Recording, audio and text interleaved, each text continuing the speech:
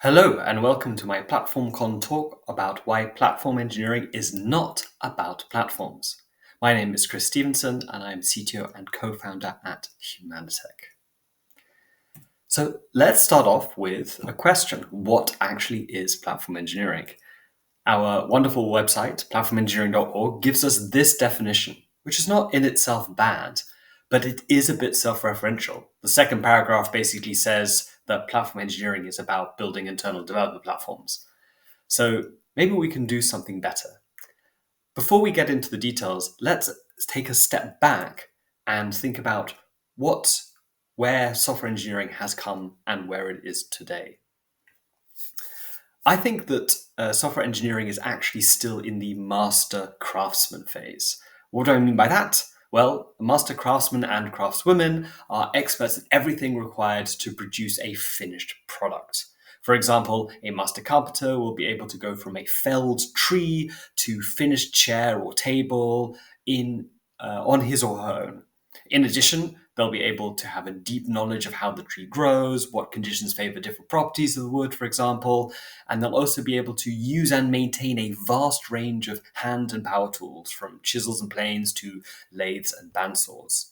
Now, if we compare this to our senior backend engineer, for example, they're expected to understand everything from how registers on a CPU work right up to how to configure and maintain a VPC.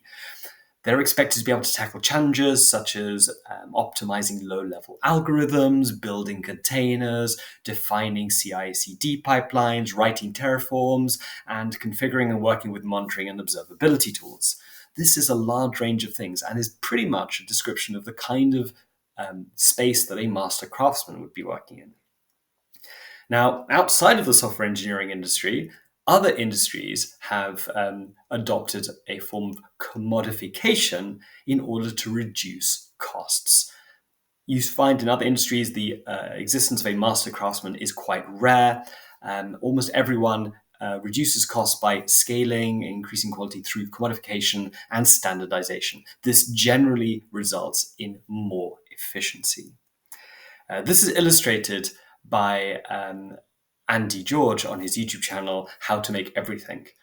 This is one of my favorite YouTube channels, and he demonstrates how he tried to make a sandwich and it ended up costing him $1,500 and only 6 months. Why did it take that long and cost that much? Well, that's because he built the sandwich from scratch.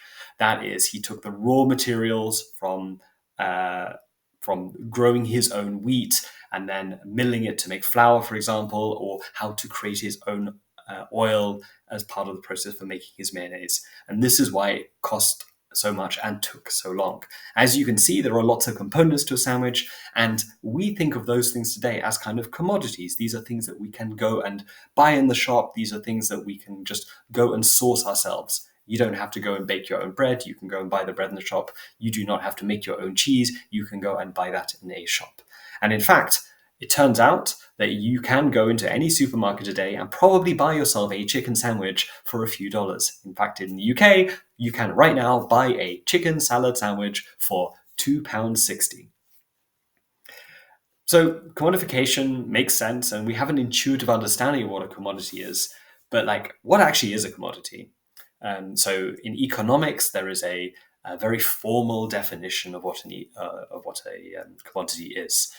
It is something that is priced the same, independent of how it is sourced. So the classic example of this is something like oil or gold.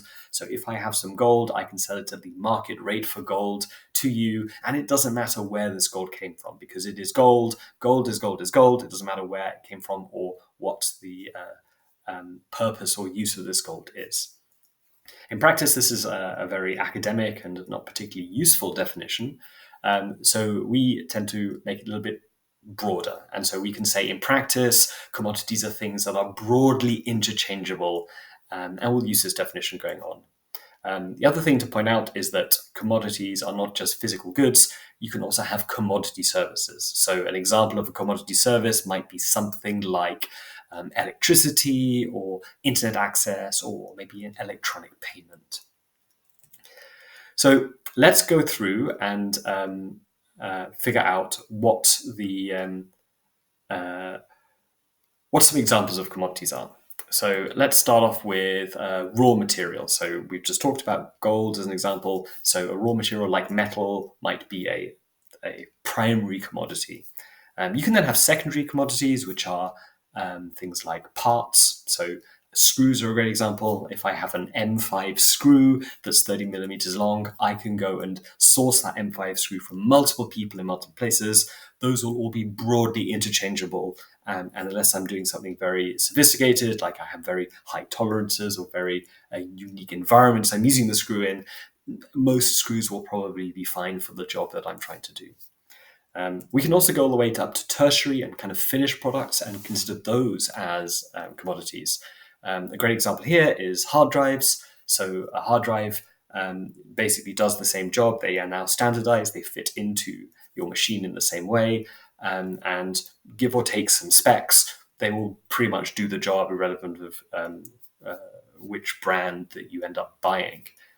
Google is a great example. They have famously built their first data centers using commodity hardware. That is, they bought a load of consumer grade hard drives off the shelf and just put them in the data centers. They were not too worried about the exact makes or the exact specs of these hard drives. As long as they did hard drivey type things, that was good enough for them.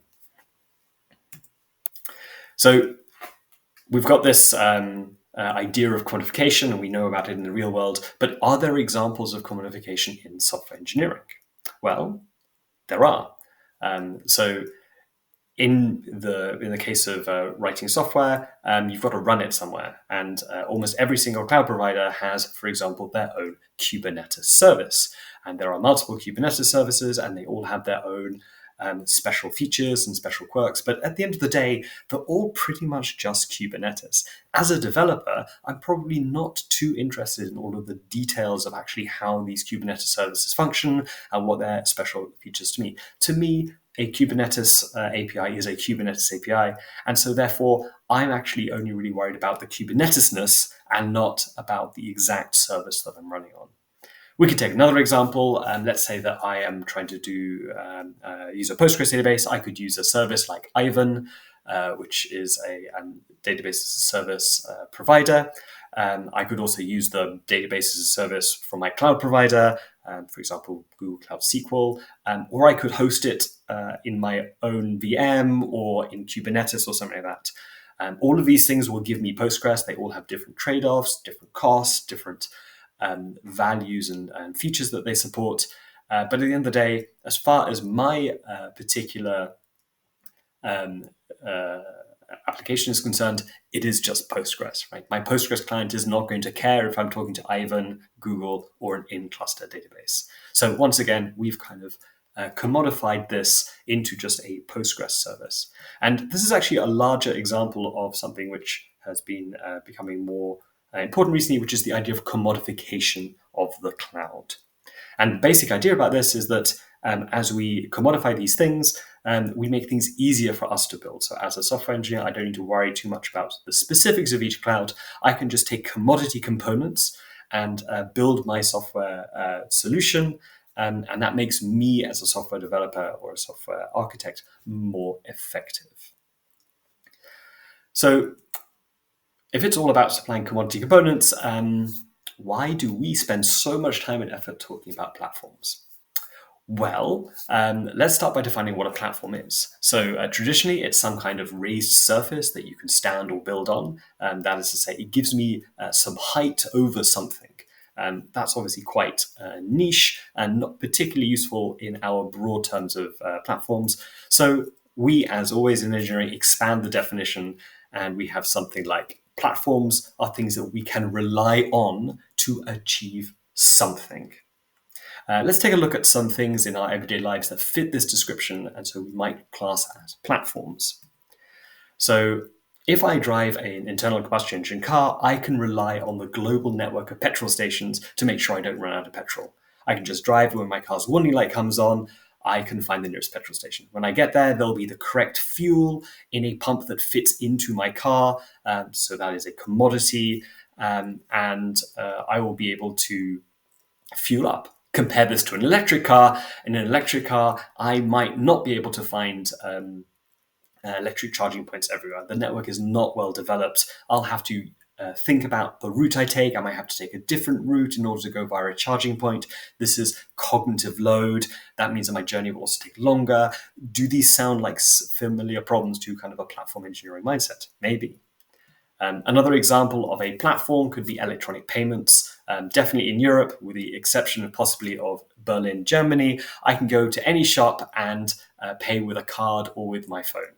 I don't need to worry about carrying cash. I can don't need to worry if I'm in a country that has a different currency. Everything just works. My bank will always be supported. I can just go and pay. And then finally, another example would be supermarkets, which I think are the ultimate platform for our daily lives. I can rely on a supermarket being open from morning until night, and they'll be stocked with pretty much everything I need. Without the supermarkets, I have to go to different shops. I'd have to go and find when they're open, how to get there, and manage all of those bits and pieces. That would make my grocery shopping much more cognitively intense, and also it would take a lot longer. So, one thing you could say is that platforms are an excellent way to provide commodity things or services. So given that, what does this actually have to do with platform engineering? So let's just review everything that we've covered in the last 10 minutes or so. So we've talked about the fact that software engineering is still stuck in this master craftsman phase where your engineers need to know everything from the bottom all the way through to the top of the stack. We've also talked about other industries that are got more efficient through the use of commodification by standardizing and by sharing out the work to lots of different organizations. And then we've also talked about the fact that commodification is actually already happening in the cloud. So this is already happening in our industry. We have areas where commodification is taking over. And then finally, platforms are an excellent way to deliver these commodities. So maybe this is an indication of where we need to be in the platform engineering space. So I think we've seen how commodification in other industries can tackle the same broad challenges that we face in software development: cognitive load, dependence on individuals, low levels of standardization. So delivering commodities should be the goal of platform engineering at the end of the day.